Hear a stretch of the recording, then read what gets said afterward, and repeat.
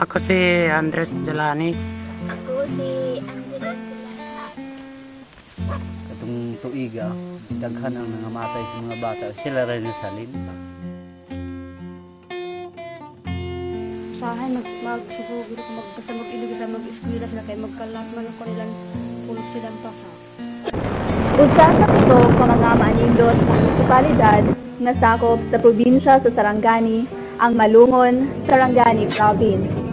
Aduna kini 31 ka barangay. Usa niini maong barangay Lutay, di nasakop ang Dalamuan. Kapino sa ka oras gikan sa poblasyon Malungon, maabot na ang naisgutang sitio. Dinhi, akong nahibalag si Angeline ug Andres Jalani. Ako din si Andres Jalani.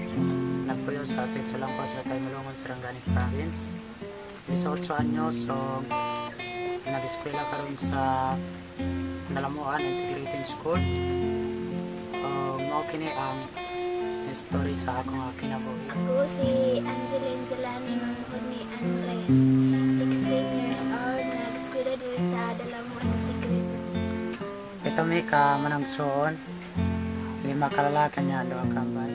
Trabaho din sa akong mga ginikanan na mag-uma, nga mag-uupot silang mga kailan. Ako si Angeline, igagaw kami. Kita ko na interesado sila sa pag-eskwela, gusto nila na makatapos pag-eskwela, tiyabangan ko. Sa ako alay,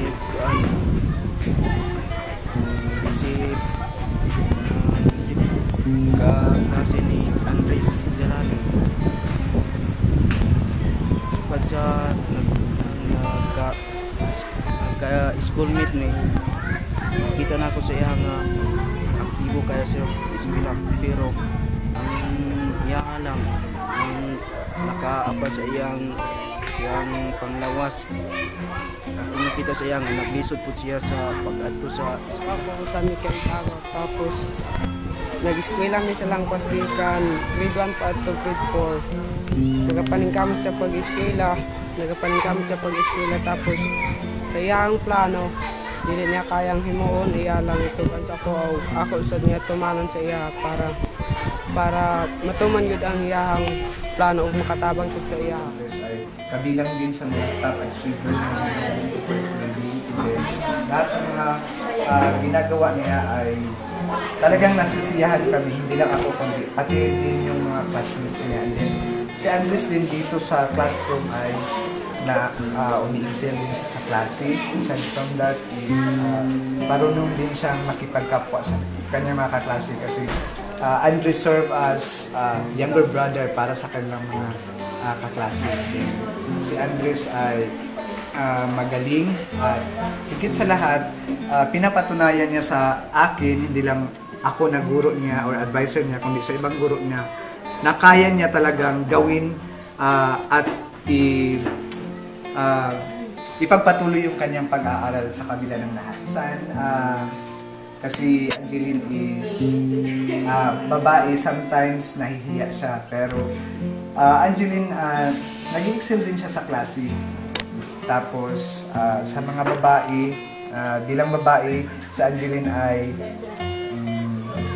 mahilig yung kanyang mga yung kanyang mga ginagawa ay naayon talaga sa gawa o gawi ng mga babae. Yan nagsugod na iintrahan sa sakit ni 2005. Ito ng plano siya ng eskwela until pagka 2007 padayon na sa eskwela kay tungod lagi nag-agwanta na sa pag-eskwela kay layo manggod ang eskwelahan pila ka oras na niya baklayon. Sabihan namilan pa kong 3 anyos, nakasakit lo kong polio. Matagpas sa isorte sa akong mga sabihan. Na-start kong eskwela sa grade 1 sa Langkwas Primary School. Sa mong ingay yun, inakalakaw. Kanunay ko ng kamang payon sa eskwelahan. Sa itag 30 hanggang 40 minutos kaban sa akong ayos pang ngayon ako nga ang kinabuhi lesson kay especially kung natay mga diferensya listen tayo halimbawa natay mga buhaton listen kayo nato listen nato katagan ng aksyon o especially kanang mag-eskwela ta kanang mag-eskwela ta na natay sitwasyon pares na ako nga magkamangrap ingon sa school panahon kung sa ta kanang ulan kayo or init ba nako kayo nga ako nga pag-suffered pero kanang tananon akong ginabalik kay I know nga wala akong nagatutok sa akong gibarugan kundi ang akong ginatanaw mo ang akong unahan na satisfied ko sa akong kinabuhi kay nga ano although nga inani akong situation pero nagi akong kinakan mga friends na akong nang-suporta sa kuha sa dihang singi kong basa sa mga Bible nagayon ang ginaong akong kinanglan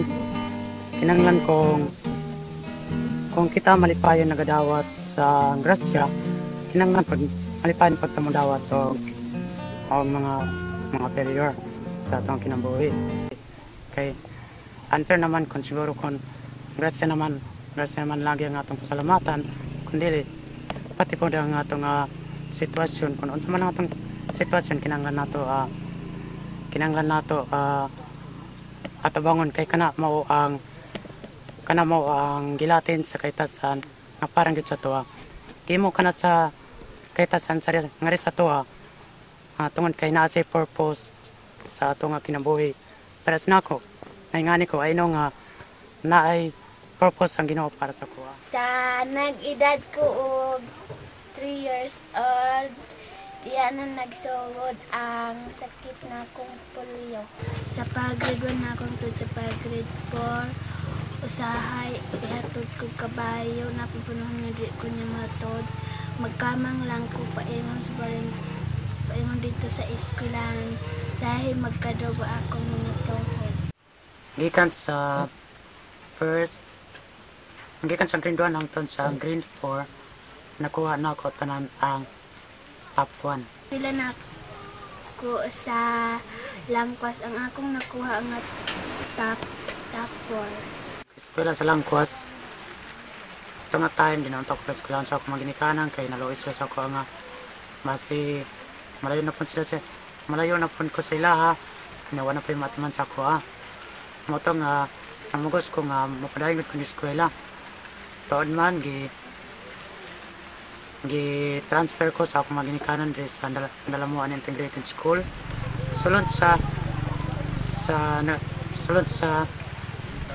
eskwela na akong grade 5 sulod sa unang kabulan nagkamang ko nakasala akong maginikanan na ako na po sa eskwelahan nakita nilang bisan sa akong situation ba silang una-una dili ko para na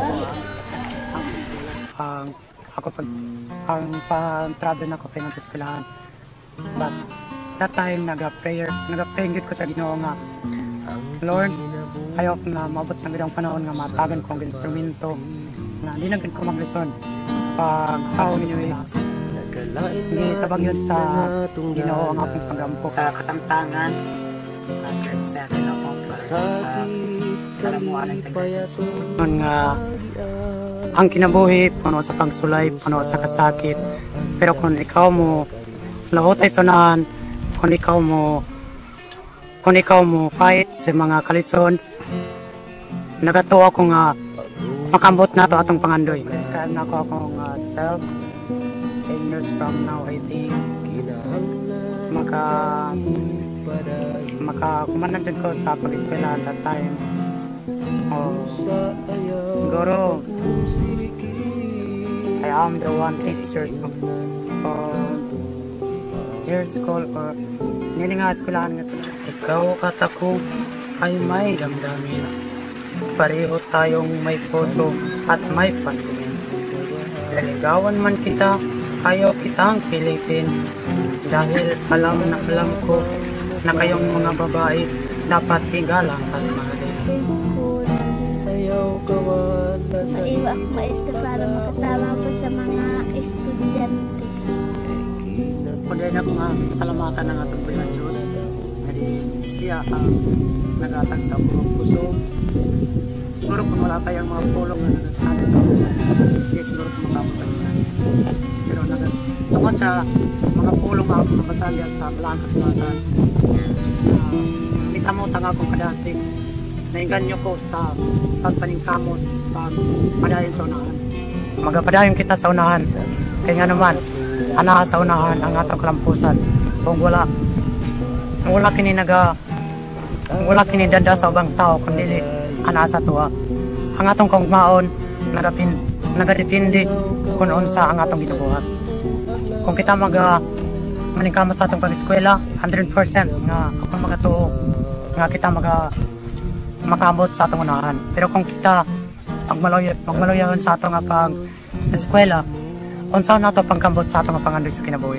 Kaya ang edukasyon naman, unsa kini ka sosi sa kinabuhi para mabot nato ang destinasyon nga mo'y atong antuan. Pagsalig, paglaom ug pagpadayon.